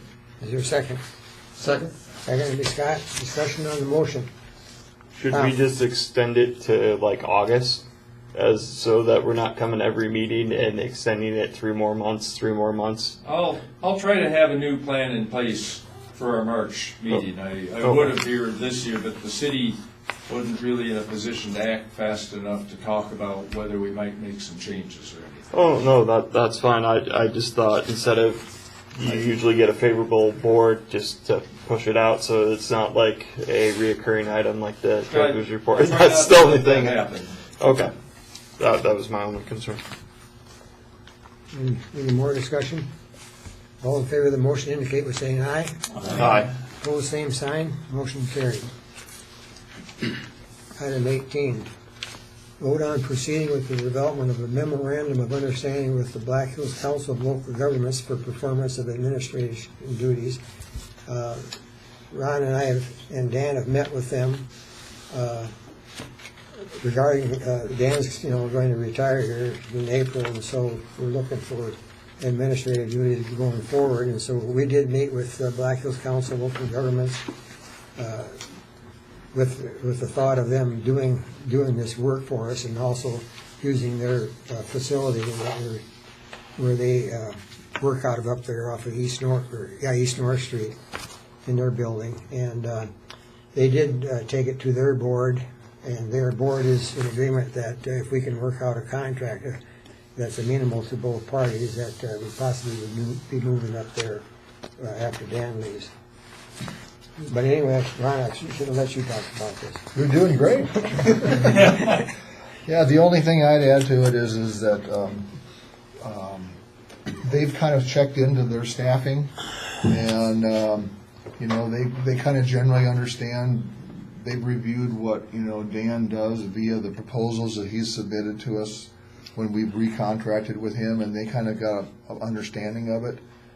Historically, they actually also were the administrative arm, so to speak, of West Dakota until, I suppose it's been maybe 10 years ago, something like that. And then it changed over to a sort of a rotating number of different vendors. The most recent being, our administrator now is Dan. When the last memorandum was signed between West Dakota and Black Hills Council for these administrative services, there was a lot of stuff in there that we probably can take a close look at whether it's required or not, and we might be able to, focus it, better. But that was for $60,000 at that time, which was, some time ago. But we think we can do a good job of working with them to really streamline what they're going to do and not be, on the hook for, a bunch of stuff that is hard to quantify. And they're really interested in doing it. So I think it's in our best interest to kind of, in terms of being cost conscious for our, our administrative work, as well as, reestablishing a real close link with Black Hills Council, just like we had an agenda item tonight where it might have been better for that entity to be looked to for assistance rather than having them come to our board. They can help sort some of that stuff out, and as well as being linked into all these little towns around the hills. So if we can figure out how to do an MOU, which we would bring forward for board action in March, I think it's a good idea to give us the go-ahead to get an MOU developed, or draft one. Will we retain our office space? Well, they do have a conference room there that will handle. So we'll lose office space. So that's an expenditure that we will not have? Right. That's correct. Okay, so Yeah, that'll be money savings for us once. And then we would move this meeting to that space? I think it's a real good potential. They have a conference room that's probably 2/3 this size. Yeah. So it depends on how many people start showing up, you know, for all the excitement we have, but we could potentially move up there. Yeah, Where are they at, on East North? yeah. They're on Watertown, are they on Watertown? There's a whole bunch of offices and entities in this building. Yeah, it's by McDonald's, but it's on Watertown. Block northwest of McDonald's. Yes. North and Oh, is it northwest. where like the community It's an old Same, education same building. building is? Same, Is that's the that- same building, Okay. DOT building. Yeah. same building. Are you gonna put a motion on the table, or do you want someone else to? I can, but, yeah. Proceed. I would like to make a motion that the executive committee is authorized to develop a draft MOU with Black Hills Council of Local Governments for Administrative Services. I'll second. Okay, motion's been made and seconded to vote to proceed with this memorandum of understanding with Black Hills Council of Local Governments. Any discussion? Discussion. Well, I think this would be a very good direction for us. You know, I'd spent a lot of time working with West Dakota through my career with USGS, and like Ron had indicated, Black Hills Council had basically provided the administrative services and actually then some. And just to shed a little light on, you know, the cost, you said their most recent agreement was at 60,000, was that what it was? You know, the way it actually worked was that, you know,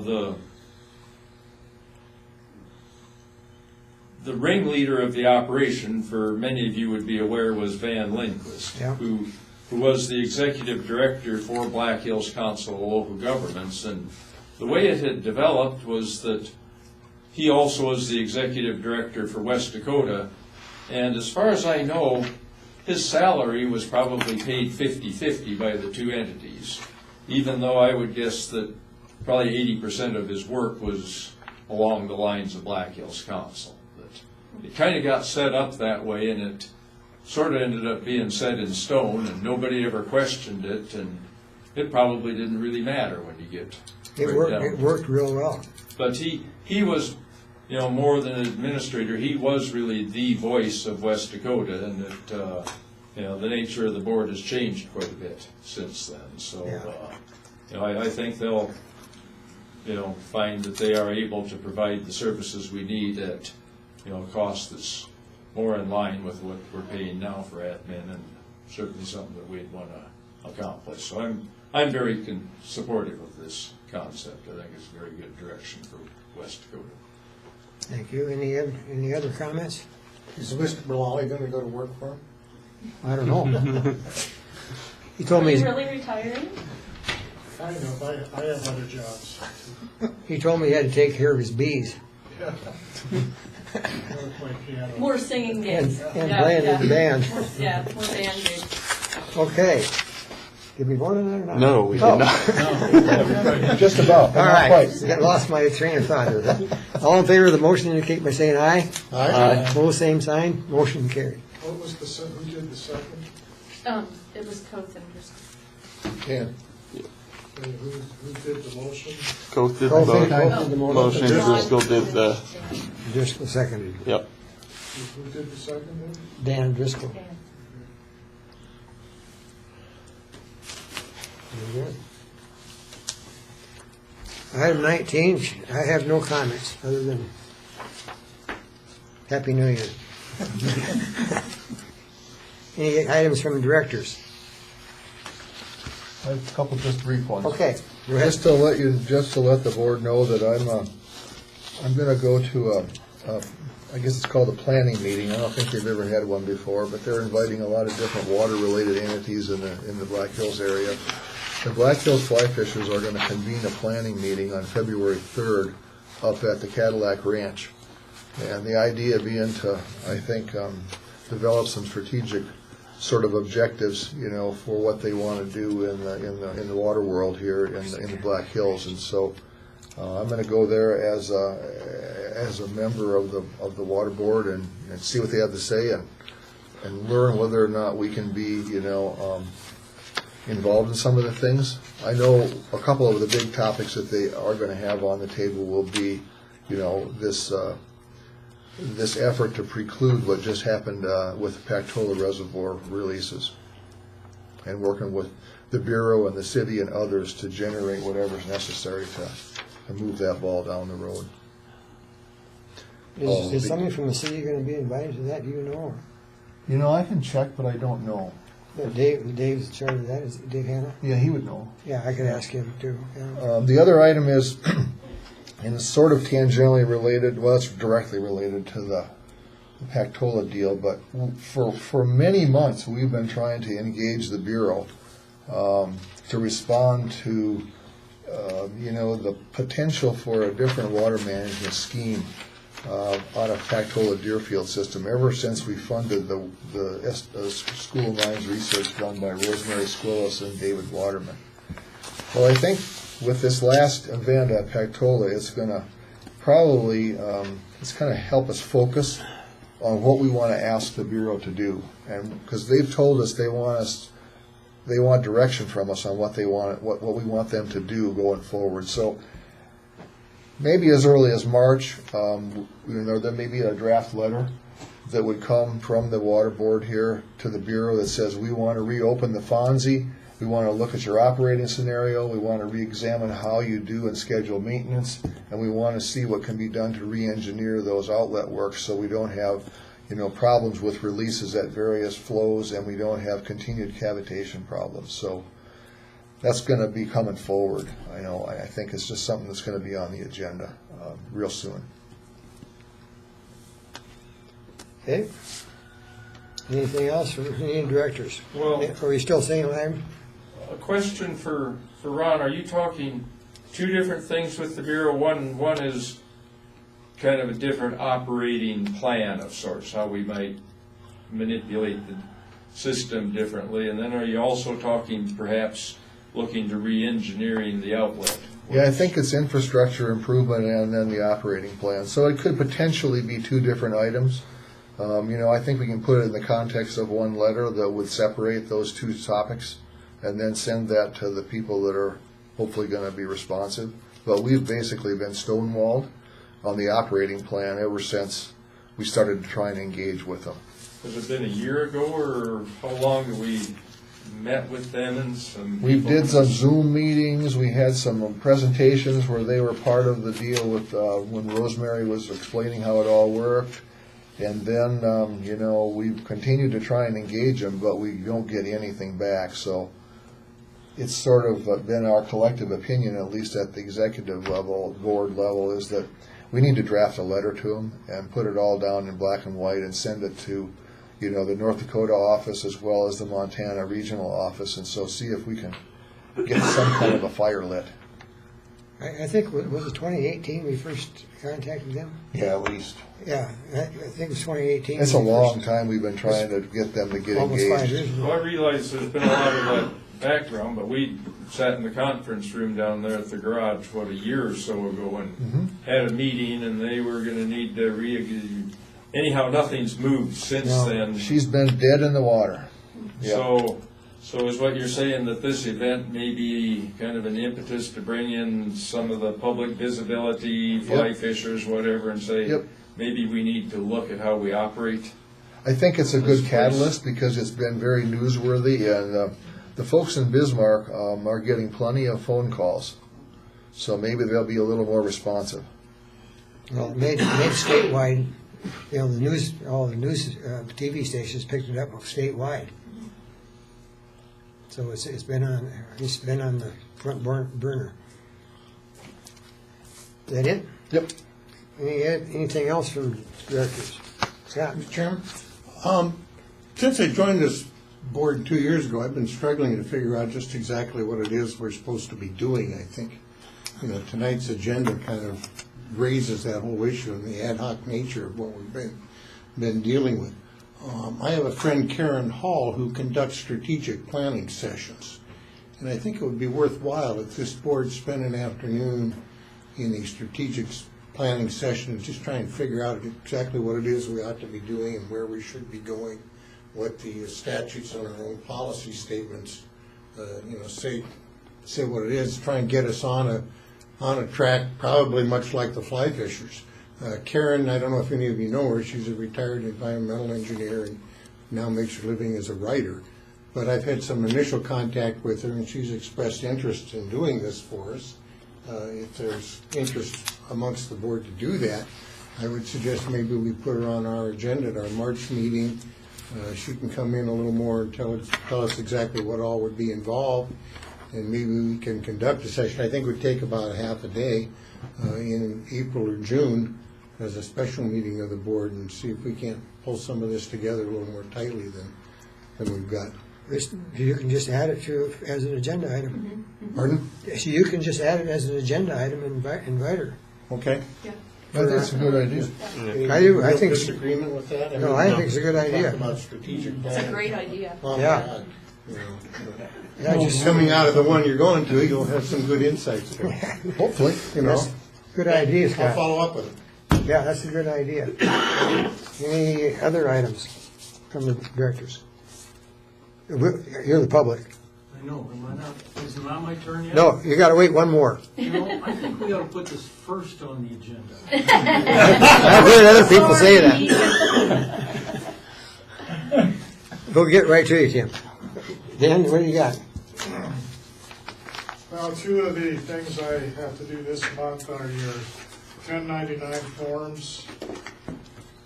So those have to go out before the end of the month, and the annual report to the state, which nobody really has to be involved with that. I know what to do on that one. And Director McGregor said he heard Jay Gilbertson on the radio talking about Lewis and Clark pipeline, so I'll just give you a brief summary. I called Jay just to see what was going on, and basically the current pipeline is 45 million gallons per day is what it's supplying, but the pipeline itself is capable of 60 million, but other things like treatment plants are what restricted the 45 million, and so they want to expand the water flow up to that 60 million, which won't require a new pipeline. And that will be paid for by the members. So that is not really taxpayer money. But then, that's still not enough. There's never going to be enough, he said. So they've got a couple different options there. And I'm saying this because, you know, there's going to be a feeding frenzy for money probably for pipeline projects. So the two options they're thinking about is essentially a parallel pipeline. I think, does that come from Vermillion now? Yeah, Vermillion. Okay. So it would come from there, but possibly, he said, maybe from Chamberlain they put in a pipeline. So Wow. there's another option. And also up north, Aberdeen doesn't have enough water, and the Webb system doesn't have enough water to service them, so they're talking about yet another pipeline which would probably parallel that current pipeline. So I think that's not very far along, but I think the Lewis and Clark stuff is moving along kind of like, you know, the Missouri pipeline for us, the initial stages of that. So that's all I have, I think. Okay, thank Mention how you. much funding his district puts into it? East Dakota Water Development District? Yeah. Thousands. Not sure. I could ask them. When they first started, I mean, now what they're for. well, when Lewis and Clark first started, East Dakota was, you know, Main driver? they were one of them, you know, the cities too, but they put quite a bit of money into that, kind of like we did to get this thing going. More than we did, but yeah. Okay, Tim, you have the floor. Speak into the mic so we can get you on record. There's a mic over here. Mr. Chairman, my name is Tim Bjork. I live here in Rapid City. And I'd like to build on several things that were said here today. But first of all, I want to say, Mr. Cole, I didn't catch any fish yesterday. So the Pactola thing is a disaster. I think this map really shows, I didn't expect to see this, really shows what I want to talk about today and a couple other things. There've been a couple of water right applications, one of which has been approved, that came through just recently for 1,600 acre feet of water from the Madison Aquifer. I know we're talking a lot of stream flow and surface water and those types of things here. And then just recently, there was another one for 400 acre feet. That'll be coming in front of the Board of Water Management here shortly. That's 2,000 acre feet of water that people are asking for from two separate, I'm going to call them random development groups. They're looking for the same types of things that these groups are looking for, and what's happening is we don't know specifically all of what's happening to all of the water in the Black Hills. We've got stream flow, we've got lakes, we've got Rapid City, we've got the Ellsworth Development Authority, all of which are applying for water from different sources, and we don't really have a handle on what everyone's doing. So my idea here today was, because my wife is getting sick of me talking about it to her, is that she said, go talk to the guys that really care. Brian, you hit on it by saying that the Black Hills Fly Fishers are going to get together, and, excuse me, Mr. McGregor, you hit on it too, that we need to have some type of water use plan in the Black Hills. Right now, one of those is the Ellsworth Development Authority, another one is, there's another developer that's looking for water out here. Is the Those are the two main Is ones. the 1,600 Ellsworth? Yes. Yeah, that's what I thought. And of course, they're wanting to go over to Meade County and pipe it a number of miles. But the point is, look at all these different water use systems out here that are really not organized, or really not, we really don't know what's happening to all the water. The Board of Water Management, offers permits. We know that the Madison Aquifer, for instance, is below the Greenhorn Formation, so you can pretty much take water out of there at will, the way it's set up right now. But as we've seen what's happened to the Ogallala Aquifer, we can drain these things. Our water law doesn't permit that to happen in South Dakota, but we need to have a handle, not for our generation. This is for a long ways down the road. We need to have a handle on what's going to happen to the water in the Black Hills. And between the meeting you're talking about, the one you're talking about, Ron, and this group, I think, and I have asked a couple of those groups, have you talked to the West Dakota Water Development District? And they say no. So I think you are the premier entity that should put together the strategic planning session, would be a darn good start, to build a state water use plan for the Black Hills, or for western South Dakota for that matter. Because Jay Gilbertson is working on those kind of things. In the eastern part of the state, Jay's been around for 100 years. And if they want another huge pipeline to pull more water out of the Missouri, and when, somebody mentioned it here, when is Missouri going to sue us for our water? We need to be able to say, this is how much water we need for the year 2050 in South Dakota. And if we don't start saying it today, today's almost too late. So again, my wife is sick of me talking about it. She wanted me to tell somebody that cares. So here I am talking to you tonight, just to let you know that now's the time that we have to move on this whole situation. So thanks for listening. I appreciate you. Well, I totally agree with what you're saying in terms of course, we kind of depend, to some degree, we depend on DANR to help us too. Well, absolutely. I mean, there's always been a state water plan. Yes. But it's more of a grant program type thing. And that's a state water plan. That's water, wastewater, all the things that are involved. And that's a state, that's something the state needs to do. And it needs to be part of this too. But all of us that live in these regional areas need to take a look at how we can all work together. And I think the example of the Bureau of Reclamation in Pactola is a similar situation in that we're just not talking to each other. If you got people coming in that want 1,600 acre-feet of water and nobody else knows about it, that's a problem. It really is a problem, especially when nobody knows where they're gonna get the water from. I think the other agency is the U.S. Geological Survey. Certainly, They- absolutely. I you mean, look at all the agencies that are involved in Yeah. all of these water. And the State Geological Survey. All of those. All those entities. So, I'm just throwing That's- that out. That's a good point. Absolutely a good point. When they when they apply to the state Water Management Board? Mhm. Management Board, who does the Water Management Board use for that information? They have How a do they make their decision? They have a engineering staff, Okay, and their engineering staff reviews those permits. so I would and- think, I wonder what kind of And so information, the, data that they. well, it used to be Full done, disclosure, I'm on the Water Management Board. Oh, And here's a private citizen. Okay, but, I mean, would but they- your staff down there They reviews, They study every one of those situations, and they publish them online. This one, I got, Ron Duvall from the department sends these out once a week, so you can find them.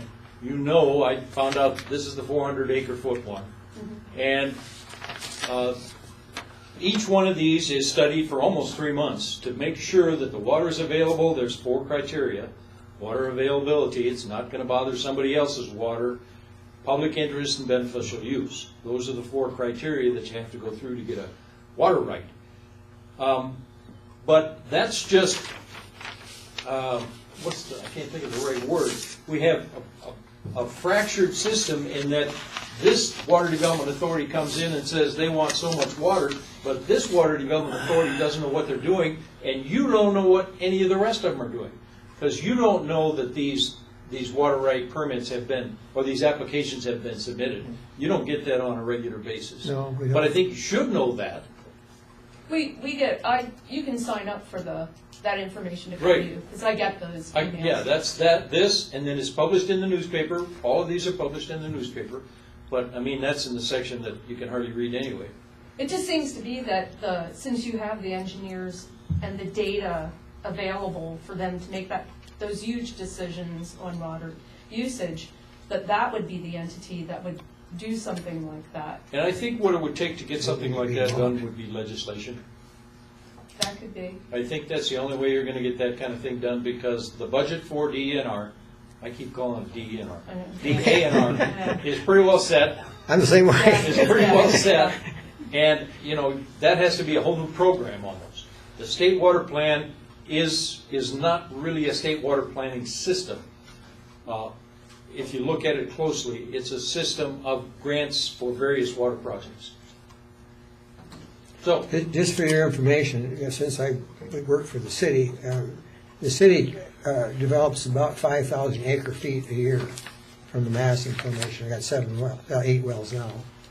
But that's about what the city takes out of Madison, just for Rapid City usage, 5,000 acre feet. and the city has 25,000 acre feet of future use We have future- permit? yes, we have You future- 10,000 acre feet of future use Yes, permit? yep. Does the city know you have that? I hope they did. Well, I hope so. I was working for them. I was involved Well, in that. yeah, I mean, but that's it, and there's another group out here, I think, Black Hawk has several thousand acre feet. Blackhawk does too. Has several thousand acre feet, and who else has future use permits? You can go to DENR and find out all that. I personally think we need a Black Hills entity, and maybe it's Ms. Chapman's entity, you know, that's looking at the pipeline and those kinds of things. But I prefer this entity, Yeah.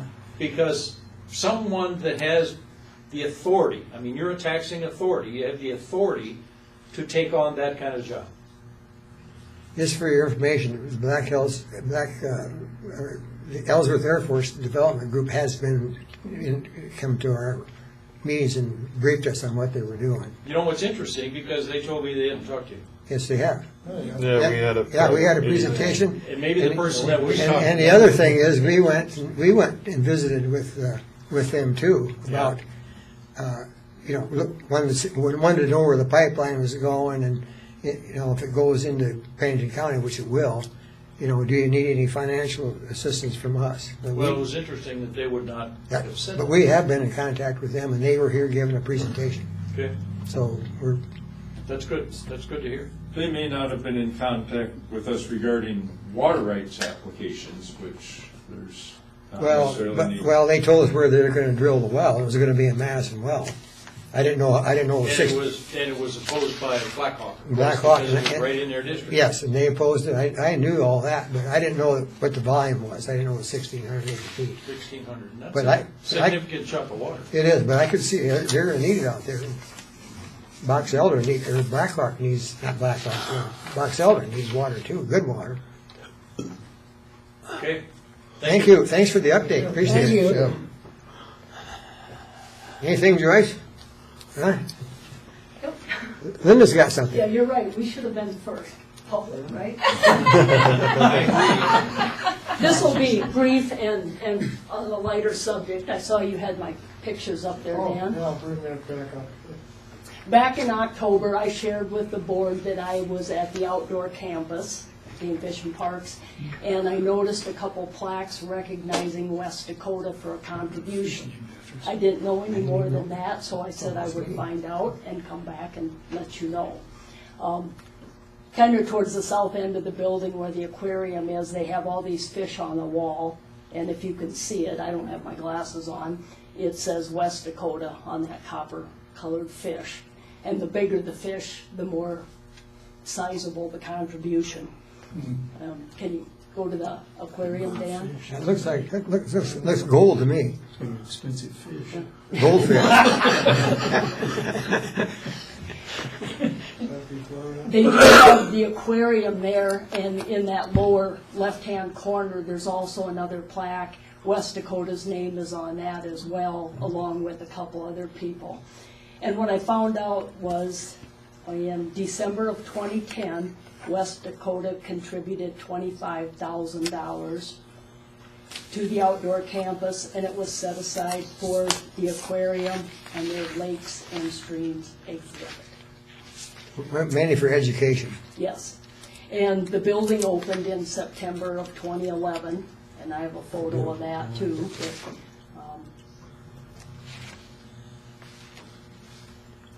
if you haven't had the opportunity to go to the outdoor campus, you should. It's a great place for adults and children, and they have educational programs going on every day, both inside and out. And there's a bee club meeting tomorrow night, 6 p.m. There? Yeah. And if you're a bird watcher, they have, that campus has got a lot of different species of birds. Great place. Is that it? That's it. Anything else? Anything else, Dan? Meeting adjourned. Hey, Linda, do you know, do they have bow and arrows that you can borrow there? I don't know if you can take them out